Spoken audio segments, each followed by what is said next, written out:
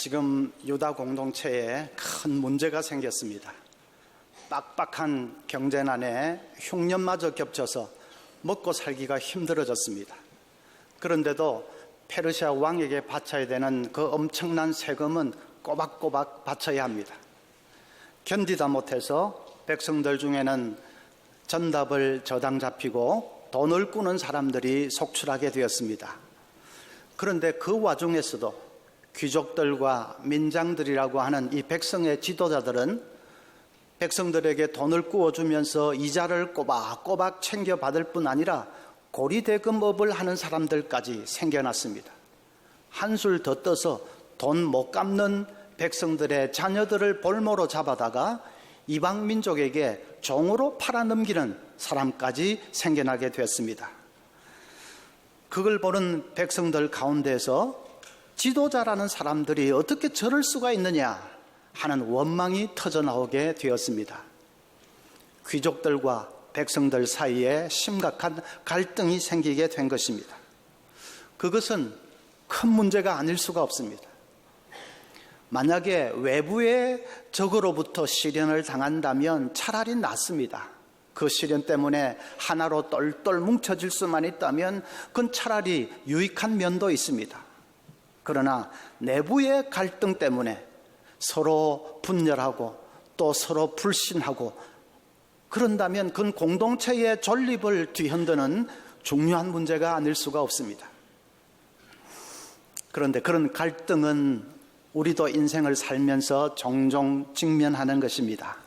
직장에서 상사와의 사이에, 동료와 사이에 이해관계가 상충되어서 갈등에 휘말릴 때가 있습니다.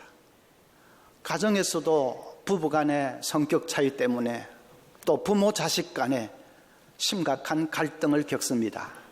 교회 안에서도 심한 갈등 관계가 있어서 그래서 괴로움을 당할 때가 있습니다.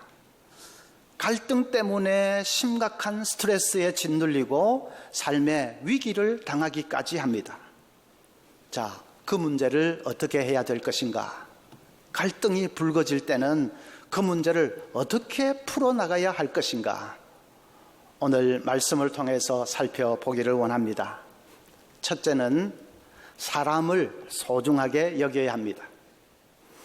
8절부터 보면 느헤미야가 귀족들에게 이렇게 말합니다. 그들에게 이르기를 우리는 이방인의 손에 팔린 우리 형제 유다 사람들을 우리의 힘을 다하여 도로 찾았거늘 너희는 너희 형제를 팔고자 하느냐?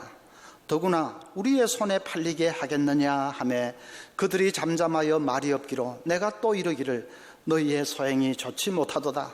우리의 대적 이방 사람의 비방을 생각하고 우리 하나님을 경외하는 가운데 행할 것이 아니냐. 느헤미야가 귀족들을 간곡하게 타이르고 있습니다. 어떻게 우리 형제들을 이방 사람들에게 팔아넘길 수 있겠느냐. 돈이면 지 형제도 팔아넘긴다고 이방 사람들이 우리를 깔보고 무시하지 않겠느냐. 하나님을 경외한다고 하면서 그럴 수는 없지 않느냐. 제발 이제 그런 짓은 그치자. 아주 간곡하게 타이르고 있습니다. 왜 그렇게 느헤미야가 간곡하게 권면을 하지요? 그는 비록 갈등을 일으키는 잘못된 사람이라도 그 한 사람 한 사람을 소중하게 여겼습니다. 그 한 사람 한 사람을 변화시켜서 끝까지 함께 가기를 원했습니다. 문제 해결보다도 한 사람이라도 잃지 않고 함께 가는 것, 그것을 더 우선시한 것입니다. 만약에 느헤미야가 문제 해결만을 우선시했다면 그렇게 귀족들을 힘들여서 이 타이르고 권면하고 그럴 필요가 없습니다. 이 위기의 때에 백성들을 등쳐먹어 이 나쁜 놈들 하고 그냥 본보기로 귀족 몇 사람을 쳐내버리면 됩니다. 앞으로 그런 짓 하는 사람은 전 재산을 몰수한다 하고 포고령이라도 내걸면 됩니다. 느헤미야는 총독이기 때문에 얼마든지 그렇게 밀어붙일 수 있습니다. 그런데 그는 그렇게 하지 않고 귀족들을 간곡하게 설득합니다. 그에게는 문제를 해결하는 것보다도 더 중요한 것이 한 사람이라도 잃지 않고 함께 갈 수 있도록 그 사람을 돌이키는 것이 더 중요했기 때문입니다. 구약 이 성경의 이 정경이 아니고 외경을 보면 이런 얘기가 나옵니다. 이스라엘 백성들이 출애굽을 하는데 애굽 병사들이 추격을 하다가 그 홍해 바닷물이 그들을 덮쳤습니다. 병사들이 바닷물에 빠져서 죽어가는데 하늘의 천사들이 그 광경을 보면서 신이 나서 손뼉을 치면서 기뻐합니다. 그 순간에 하나님이 손을 들어서 그들을 제지하시면서 엄히 책망하십니다. 너희들은 내 손으로 창조한 인간들이 저렇게 불쌍히 죽어가고 있는데 기뻐할 수 있느냐? 하고 엄하게 책망을 하십니다. 외경의 얘기인 것만이 아니라 정경에도 그런 말씀이 나옵니다. 에스겔 18장 23절에 주 여호와의 말씀이니라. 내가 어찌 악인이 죽는 것을 조금인들 기뻐하랴. 그가 돌이켜 그 길에서 떠나 사는 것을 어찌 기뻐하지 아니하겠느냐. 우리 하늘의 아버지는 악인이 죽는 것을, 악인이 망하는 것을 조금도 기뻐하지 않는 분이십니다. 오히려 그 길에서 떠나 돌이킬 때에 한없이 기뻐하시는 분이십니다. 탕자가 돌아올 때에 한없이 기뻐하시는 분이십니다. 그래서 그런 아버지의 마음으로 그 사람을 바라볼 수 있어야 합니다. 갈등을 일으키는 사람, 자꾸 미워지려고 할 때에 그 순간에 아버지의 마음, 아버지의 눈으로 그 사람을 바라볼 수 있어야 됩니다. 그것이 아버지를 사랑하는 것입니다. 하나님 아버지를 사랑한다는 게 뭡니까? 내 눈으로 봐버리고 내 마음으로 행해버리고 그건 아버지를 사랑하는 것이 아니지요. 아버지가 지금 저 사람을 어떻게 보고 계신지 그 아버지의 마음으로 나도 그 사람을 바라보려고 하는 그것이 아버지를 사랑하는 것이지요. 아버지를 사랑한다면 여러분 아버지의 마음으로 그 사람을 바라보고 그래서 잘못된 사람이라도 소중히 여길 수 있어야 합니다. 둘째는 자신이 먼저 희생할 수 있어야 합니다. 14절 보면 느헤미야가 이렇게 말합니다. 또한 유다 땅 총독으로 세움을 받은 때 곧 아닥사스다 왕 제20년부터 제32년까지 12년 동안은 나와 내 형제들이 총독의 녹을 먹지 아니하였느니라. 나보다 먼저 있었던 총독들은 백성에게서 양식과 포도주와 또 은 40세겔을 그들에게서 빼앗았고 또한 그들의 종자들도 백성을 압제하였으나 나는 하나님을 경외함으로 이같이 행하지 아니하고. 느헤미야가 총독으로 있는 12년 동안에 총독의 녹을 일절 받지 않았다는 것입니다. 그랬을 뿐 아니라 전적으로 백성들을 섬기고 희생했습니다. 그 전에 있었던 총독들은 녹을 받아먹는 것은 물론이고 백성들에게서 양식과 돈을 수탈하기를 예사로 했습니다. 심지어는 총독의 종들마저도 백성들을 압제하고 백성들을 약탈을 했지만은 느헤미야는 티끌만큼도 그렇게 하지 않았다는 것입니다. 그뿐입니까? 페르시아 왕의 총애를 받는 그 좋은 자리를 내버리고 폐허가 된 예루살렘까지 왔습니다. 요즘으로 치면 저 백악관 비서실장쯤 되는 그 좋은 자리를 버리고 저 굶주리고 테러로 죽어가는 아프리카 빈민촌에 간 것과 마찬가지입니다. 그리고 느헤미야는 도탄에 빠진 그 백성들을 부둥켜 안고 함께 울면서 무너진 예루살렘 성벽을 다시 세워보겠노라고 몸부림을 쳤습니다. 그 얘기를 쭉 듣는 귀족들의 마음이 그만 녹아졌습니다. 느헤미야의 그 눈물겨운 희생과 겸손 앞에 그들의 마음속에 감동이 파도처럼 몰려왔습니다. 그래서 우리가 잘못했습니다. 다시는 백성들을 수탈하지 않겠습니다. 그렇게 고백을 하는 것입니다. 갈등이 한순간에 해결이 됐습니다. 여러분, 감동과 감탄은 다릅니다. 누가 이 젊은 나이에 수백억 재산을 모았다 그러면 사람들은 감탄합니다. 최연소 나이로 장관에 올랐다, 고위직에 올랐다 하면 사람들은 감탄합니다. 그러나 그런다고 감동하지는 않습니다. 감동은 시장 바닥에서 콩나물 장수하는 할머니가 푼푼이 모은 돈 1,000만 원을 불우이웃을 위해서 내놓았다. 그럴 때 우리 마음에 감동이 있습니다. 누가 어떻게 희생했다 할 때에 감동이 있습니다. 이 시대에 정말로 필요한 것은 감탄이 아니라 감동이지요. 그리고 감동이 있을 때 갈등은 해결됩니다. 갈등은 절대로 무슨 행정적인 조치를 취하거나 법적으로 어떻게 하거나 그래서 해결되는 것이 아닙니다. 강압적으로 뭘 조정을 하고 무슨 강압적으로 교통정리를 하고 그래서 해결될 수 있는 것이 아닙니다. 표면적으로는 문제가 해결되는 것처럼 보일 수 있지만 그러나 마음에 깊이 파여있는 그 갈등의 골까지 해결되는 것은 아닙니다. 마음에 깊이 엉어리져 있는 그 갈등의 골은 우리 마음에 감동이 파도처럼 밀려올 때에 거의 저절로 볶는 녹듯이 녹아버리고 그래서 해결될 수 있는 것입니다. 희생이 그런 감동을 불러일으킵니다. 중국 어느 시골에 크리스찬 농부 한 사람이 있었는데 문제가 생겼습니다. 이웃에 사는 사람이 자꾸 논에 댈 그 물을 자기 논으로 끌어가는 것입니다.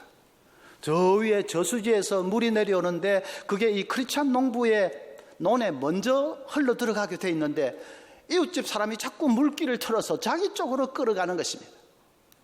그래도 이 크리스찬은 싸우거나 따지거나 그렇게 하지 않았습니다. 그냥 말없이 가서 다시 원상복구만 해놓았습니다. 그런데 다음날 아침에 나가보면 또 이웃집 사람이 그 물길을 틀어놓았습니다. 밤중에 그렇게 해놓았습니다. 한두 번이 아닙니다. 보통 사람 같으면 대판 싸웠겠지만 크리스찬이니까 그러면 안 되지요. 꾹 참고 그냥 견뎠습니다. 그런데 이상한 것은 마음에 평안이 없는 것입니다. 싸우지도 않고 그렇게 꾹 참고 그러면 마음이 기쁘고 편안하고 해야 될 텐데 마음에 아무 기쁨이 없습니다. 이상하다, 왜 이럴까? 그러다가 하나님의 말씀 한 구절이 떠올랐습니다. 마태복음 5장 41절에 또 누구든지 너로 억지로 오리를 가게 하거든 그 사람과 십리를 동행하라. 억지로 오리를 가자고 하면 십리를 가주어라. 배나 더해 주어라. 자발적으로 그렇게 배나 더해 주어라. 그것이 크리스찬의 방식이다. 이 사람이 크게 깨달았습니다. 그래서 밤에 나가서 자기가 물길을 그 이웃집 사람 쪽으로 돌려놓아 주었습니다. 자기 손으로 직접 그렇게 해 주었습니다. 그리고 돌아오는데 놀라운 일이 벌어졌습니다. 가슴에 기쁨의 샘이 터진 겁니다. 진짜 이때까지는 누려보지 못했던 놀라운 기쁨이 샘솟기를 시작합니다. 희한한 일도 벌어졌습니다. 그 뻔뻔스럽던 사람이 다음날 아침에 얼굴이 벌게가지고 찾아와서 미안하다고 사과를 하는 것입니다. 싸우지 않는 것은 불신자도 할 수 있습니다. 조금만 점잖은 사람이면 얼마든지 할 수 있습니다. 우리 크리스찬은 그보다 훨씬 더 나가야 합니다. 내 손으로 물길을 틀어주어야 합니다. 내 손으로 다 양보해 줘버려야 합니다. 내 손으로 다 베풀어 주어야 합니다. 세상에서는 상상할 수 없는 일을 우리는 해야 합니다. 그래서 크리스찬의 윤리는 파격의 윤리입니다. 그런 삶이 어떻게 가능한가? 십자가가 내 속에 살아있으면 가능합니다. 예수님이 십자가 위에서 나를 위해서 생명까지 버리셨지 않습니까? 하나님 보시기에 내가 뭐 갈등을 일으키는 그 사람보다 조금 더 나을 바가 있겠습니까? 하나님 보시기에 문제 많고 죄 많은 나를 위해서 예수님이 십자가에서 자기의 생명까지 버리셨지 않습니까? 그 십자가가 내 속에 살아있으면 그러면 나도 그 원수 같은 사람 용서할 수 있습니다. 파격의 윤리를 실천할 수 있습니다. 여러분, 날마다 십자가 바라보면서 감격할 수 있어야 됩니다. 십자가 생각할 때 늘 뜨거운 눈물이 솟아날 수 있어야 됩니다. 이 앞에 있는 십자가를 똑바로 바라보십시오. 그리고 이 십자가를 가슴에 담고 돌아가십시오. 한 주간 그렇게 살아야 합니다. 천주교 신자들은 뭐 이렇게 하지 않습니까? 우리는 그런 제스처는 하지 않아도 이 십자가를 가슴에 담고 여러분 삶의 현장에 돌아가십시오. 십자가가 내 속에서 능력으로 역사해야 합니다. 그러면 얼마든지 파격의 윤리를 실천할 수 있습니다. 세 번째로, 궁극적인 축복은 하나님의 손에 달려 있음을 믿어야 합니다. 19절에 느헤미야가 말합니다. 내 하나님이여, 내가 이 백성을 위하여 행한 모든 일을 기억하사 내게 은혜를 베푸시옵소서. 하나님, 내게 은혜를 베푸시옵소서. 자, 여기에 그가 백성들을 위해서 희생할 수 있었던 이유가 나옵니다. 그는 궁극적인 축복은 하나님께 달려 있음을 믿었습니다.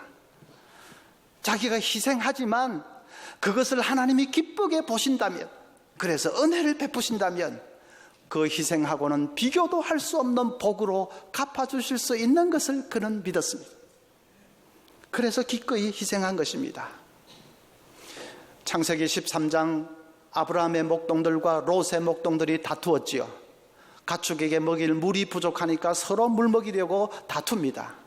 아브라함이 그 문제를 어떻게 해결합니까? 조카 롯을 불러다가 이렇게 말합니다. 내가 떠나마. 네가 동이라고 하면 나는 서쪽으로 가마. 네가 서라고 하면 나는 동으로 가마. 완전히 양보해버렸습니다. 아니, 조카가 삼촌 그동안 죄송했습니다, 제가 뭐 어떻게 해결하겠습니다, 이렇게 나와야 되는 거 아닙니까? 근데 삼촌이 내가 떠나겠다, 네가 먼저 택하면 나는 반대로 가서 우리 사이에 어떤 갈등이 생기지 않도록 하겠다. 어떻게 네가 동하면 나는 서, 네가 서하면 나는 동, 어떻게 그렇게 백지위임을 할 수가 있습니까? 무슨 배짱으로? 아브라함은 결국은 축복은 하나님의 손에 달려있는 것을 믿은 것입니다. 그래서 보십시오, 결과가 어떻게 됐습니까? 다 버리고 떠난 아브라함은 창세기 보면 거부가 됐습니다. 자기 이익만 챙긴 롯은 쫄딱 망해서 소돔 고모라 멸망할 때 그냥 홀몸으로 겨우 빠져나왔습니다. 여러분, 성공과 실패는 우리가 계산하는 그대로 꼭 되는 것이 아닙니다.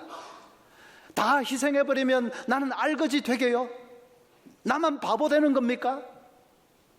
하나님이 지켜보고 계시기 때문에 그게 아닙니다. 하나님은 뺄셈을 할 때는 덧셈을 하시고 덧셈을 할 때는 뺄셈을 하십니다. 그래서 하나님이 축복해 주시면 그걸로 끝나는 것입니다. 제가 아는 어떤 교회는 3년마다 목사 재신임을 묻는 투표를 합니다. 몇 년 전의 일인데 투표 시즌이 다가왔습니다. 그런데 집사님 한 분이 교회 홈페이지 게시판에 이런 교회를 바란다 하면서 글을 올렸습니다. 제목은 이런 교회를 바란다인데 내용은 결국은 목사를 비판하는 글입니다. 그 글을 한 번도 아니고 계속 올리니까 목사님이 긴장이 되고 심기가 아주 불편해졌습니다. 장로님 한 분이 오더니 목사님, 그 집사 왜 그대로 둡니까? 잔들도 자꾸 맞으면 죽습니다. 당에서 무슨 조치를 해야 됩니다. 목사님이 웃으면서 죽으면 뭐 순교니까 좋지요 하고 장로님을 돌려보냈습니다. 그런데 계속 그러니까 그 집사가 이제 미워지기 시작합니다. 밤에는 잠도 오지도 않고 속에서 자꾸 부글부글 끓어오릅니다. 선배 목사님 한 분이 했던 얘기가 생각이 났습니다.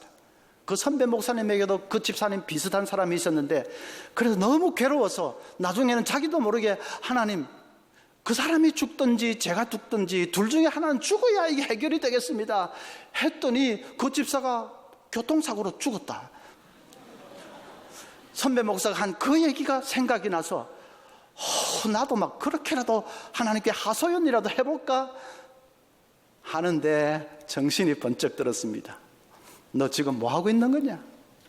예수님은 원수마저도 사랑하셨고 용서해달라고 그렇게 기도하셨는데 너는 지금 뭐 하고 있는 거냐? 그 집사가 뭐 죽었으면 좋겠냐? 네가 목사 맞냐? 아이고 하나님, 그거는 아닙니다. 제가 잘못했습니다. 회개를 했습니다. 그런데 회개를 하니까 진짜로 정신이 번쩍 들었습니다. 이 문제 해결 못하고 계속 질질 끌려가서 되겠느냐 하는 그런 각성이 됐습니다. 그래서 안 되겠다. 죽기 살기로 하나님 앞에 그 문제만을 가지고 기도하기 시작합니다. 그 집사를 용서해 달라고 기도합니다. 사랑할 수 있는 마음 달라고 기도했습니다. 한 주간 간절히 기도했는데 성령께서 역사해 주셨습니다. 마음의 평안함이 왔습니다. 그 집사를 보아도 이제는 밉지도 않고 생각해도 뭐 답답하지도 않고 용서할 수 있게 되었습니다.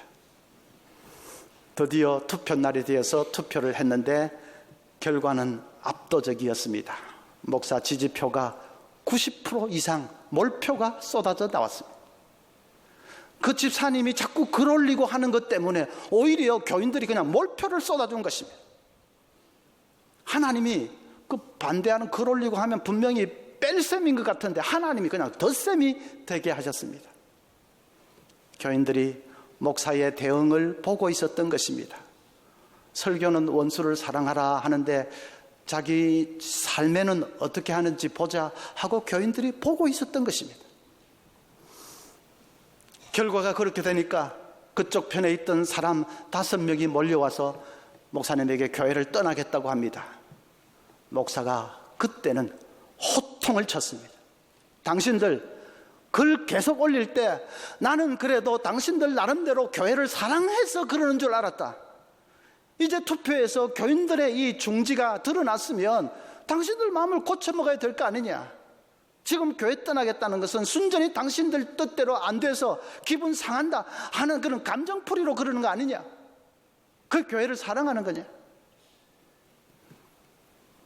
앞으로 몇 년 후에 우리 교회가 분립개척을 할 텐데 떠나고 싶으면 그때 떠나라. 그때 가서 진짜 좋은 교회를 만들어라. 그때는 몇백 명이라도 데리고 나가도 좋다. 집사들이 할 말이 있습니까? 안 떠나겠다고 했습니다. 몇 주 지나서 그 당시에 TV에 칭찬합시다 프로그램이 아주 인기를 끌고 있었는데 PD한테서 연락이 와서 좀 목사님에게 방송에 출연을 해달라고 합니다. 아이고 저는 조그만 교회 목사입니다. 그런 프로에 나갈 사람이 못 됩니다. 그럼 저를 어떻게 하셨습니까? 그랬더니 아무개 씨가 추천을 했다고 하는데 그분이 바로 그 글을 올린 집사입니다. 우리 목사님 진짜 훌륭한 분이라고 그렇게 추천을 했다는 것입니다. 그 집사님 때문에 목사님이 아주 전국적으로 매스컴을 타게 되었다고 합니다. 그 이후로 그 집사님은 목사님의 목회를 가장 잘 이해하고 협력하는 둘도 없는 동역자가 됐습니다. 제가 신학교에 있을 때 학생들에게 종종 했던 얘기가 있습니다. 목회를 하다 보면 꼭 목사를 괴롭히는 못과 같은 교인이 있다. 그럴 때 그 못을 뽑아버리려고 하지 마라. 뽑으면 그 자리에 다른 못이 온다. 더 센 못이 온다. 뽑으려고 하지 말고 품으라. 그러면 못이 철근이 된다. 그래서 당신 목회를 든든하게 지탱해 줄 것이다. 그런 얘기를 했던 기억이 납니다. 여러분도 마찬가지입니다. 찌르는 못과 같은 사람이 있습니까? 그 못을 뽑아버리려고 하지 말고 품어서 못을 철근이 되게 하십시오. 하나님의 마음으로 그 사람을 보려고 노력하십시오.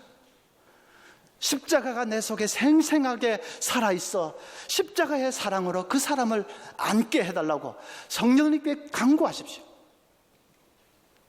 그래서 갈등이 변해서 축복이 되는 이 복을 누릴 수 있기를 바랍니다. 우리에게 간혹 부딪혀 오는 문제겠지요. 꼭 그 문제를 믿음으로 극복하고 승리하는 우리 모두가 될 수 있기를 바랍니다.